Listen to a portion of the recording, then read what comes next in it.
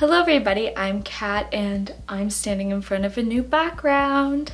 I finally decorated this wall in my room. It's the one that's right across from my bookshelf and I just wanted to show it off in a video. So here it is. So as you can assume by the title, this is another wrap up and it's way overdue because I have books mentioned in here that I finished back in like April and May, and I also have books that I finished 4 or 5 days ago. Without further ado, I'm just gonna get into this. So the very first book I'm gonna mention is Leah on the Offbeat by Becky Albertalli. I've talked about this book so much already on my channel that I'm just gonna say I gave it 5 stars, and you can watch my full review. It'll be linked up on the screen. Go and check that out. So yeah, there's that. The next book I read was The Princess Saves Herself in This One by Amanda Lovelace. This is a poetry collection that I believe is autobiographical of Amanda Lovelace's life. I gave this book 4 stars. I enjoyed reading it. I don't have any formed thoughts about this book. I enjoyed my time reading it. There wasn't anything that particularly stuck out to me in either a positive or negative way. I just liked it, so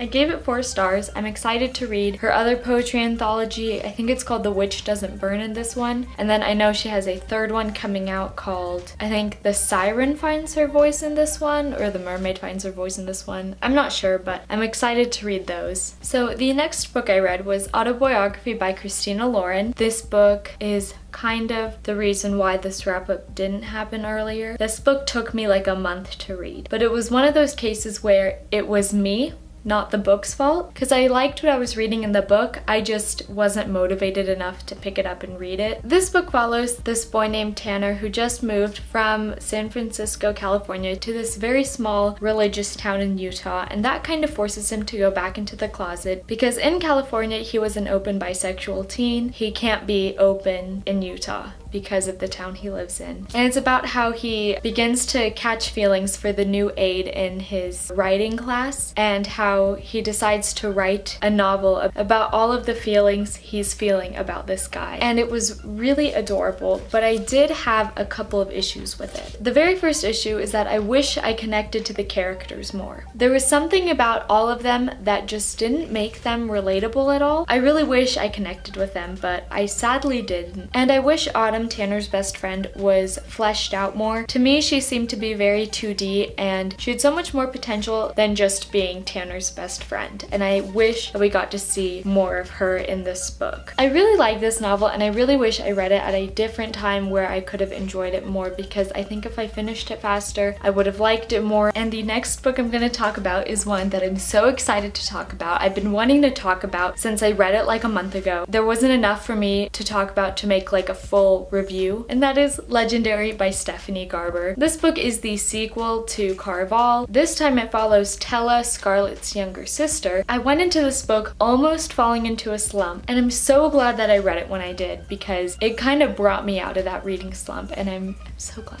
I'm so glad it did. I loved how different Tella was in this novel than Scarlett. She was so sure of herself and very confident in the decisions she decided to make. Dante was another character that grew on me over the course of the novel. I didn't think much of him in book 1, but I grew to love him in this book. Scarlett didn't really seem like herself in this book, and that made me very sad because I loved Scarlett in book 1, and she just wasn't herself, and I wish she was. The first 3/4 of the book went by much slower for me than I expected. It's not very long compared to other fantasy books, but it took me 3 weeks to read, and it was surprising because I finished Caraval within a matter of days, and this took me weeks to read. If it weren't for the audiobook, it would have taken me so much longer to finish it. That audiobook saved my life. The plot twists that were pulled weren't as mind-blowing and as spectacular as they were in Caraval. The very first one we encounter it happened too early on in the novel for me to still be shook by it by the time I finished it, but those last 5 to 6 chapters absolutely blew me away. I don't know how Stephanie Garber does it every single time, but she does, and I'm here for it. I had this feeling of what might happen, but she still pulled the rug out from under me. I don't know how she does it. This was a legendary sequel novel, and I'm so excited to see how everything wraps up in finale. The next book I read was How the Garcia Girls Lost Their Accents by Julia Alvarez. This book follows these 4 sisters as they move from the Dominican Republic to the United States and how they begin to adjust to their new lifestyle in the US. But what's interesting about it is that it's a backwards timeline. So we start the novel where they're all grown women visiting the Dominican Republic again, and the book ends when they're merely children. I wanted to like it more than I did. I loved the writing style in this novel, but the main issue I had with this, and if you watched my very messy reading vlog, which is a hot mess, I don't know if you'd want to watch it, but if you have watched it, then you'll know I repeated this in my vlog like all the time. But each chapter was so episodic that by the time I finished the novel, it never came full circle, and I wish it did, but it just didn't. That's it. That's the main issue I had with it. I gave this book 3 out of 5 stars. And the last book I'm going to be talking about in this wrap-up is Stay Sweet by Siobhan Vivian. This book follows this girl named Amelia who's very excited to be like the working manager at this creamery because she's been working there for the past 3 years and now is kind of like her moment to shine, until she discovers that something tragic happened to the owner of the ice cream stand and they don't know what's gonna happen to the stand in the future. I gave this book 3.5 stars. I was honestly really surprised at how much I enjoyed it because so many people don't like this book. And I enjoyed it. It's not my favorite contemporary, but I still really enjoyed it. This book though had a lot of potential, but it barely used the minimum. The main character, Amelia, suffers from being way too 2D. All we know about her is that this is her last summer working at the creamery, and she has this strangely deep connection to this creamery, which is never fully explained. Her best friend Kate is very similar to the best friend in Turtles All the Way Down by John Green. I forget her name. She doesn't deserve to be remembered in my brain, so there's that. What Kate has that the best friend in Turtles doesn't is Kate has a redeeming moment at the end of the novel that made me kind of sort of like her by the end. And then